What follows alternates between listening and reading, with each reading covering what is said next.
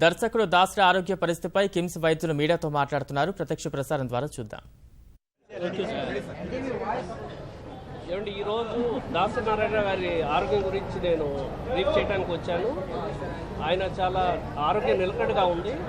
ఆయన kidney function కూడా improve అవుతున్నట్టు ఉంది. అంటే డయాలసిస్ లేకుండానే యూరిన్ వస్తుందన్నమాట.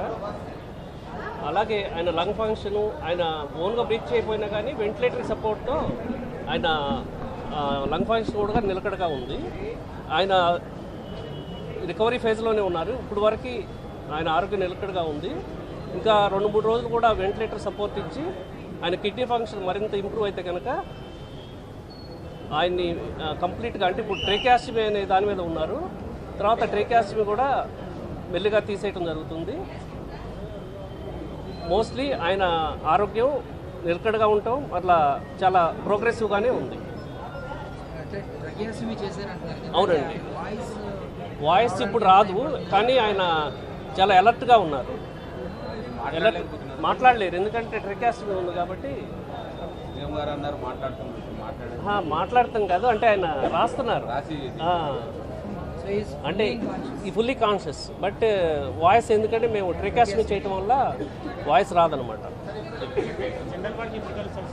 జనరల్ వార్డుకి అప్పుడే కాదండి, ఆయన ఇంకా మనకి ఇన్ఫెక్షన్ కంట్రోల్ అయినట్టే సూచనలు కనిపిస్తుంది. ఎందుకంటే మిగతా పారామీటర్స్ అన్నీ బాగానే ఉన్నాయి అన్నమాట. ఐసీయూలో కనీసం 3-4 డేస్ ఉంచడం జరుగుతుందండి. తర్వాత అప్పటి నుంచి మరలా వార్డుకి షిఫ్ట్ చేయటం, ఆయన రికవరీని బట్టి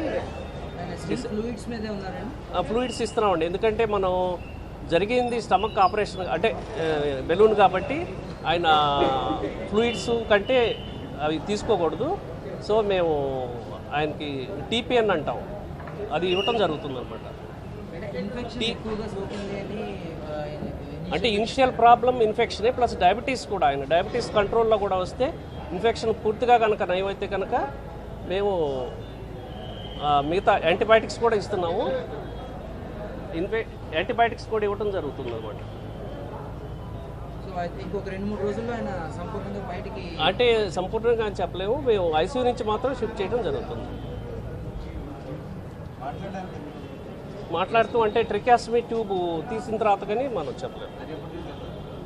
అది యాక్చువల్లీ మా ఎనస్థీషియా డాక్టర్ గారు కూడా ఉన్నారు.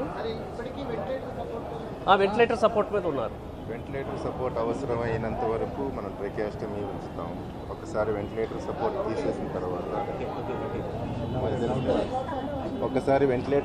తీసిన తర్వాత ఆయనకైనా సదాగా గాలి తీసుకుంటూ మొదలుపెట్టిన తర్వాత ఈ ట్రికాస్టమీ ట్యూబ్ అనేది తీసేస్తాం. అప్పుడు మాట్లాడగలుగుతాం.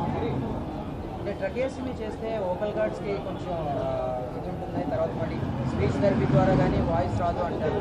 అలాగేం లేదండి, అలా ఏం లేదు. వోకల్ కార్డ్కి ట్రకియాస్టమీ ట్యూబ్కి చాలా దూరం ఉంటుంది. ట్రకియాస్టమీ ట్యూబ్ అంటే గొంతు దగ్గర ఒక హోల్ చేసి అక్కడి నుంచి వెంటిలేటర్ సపోర్ట్ ఇస్తాం.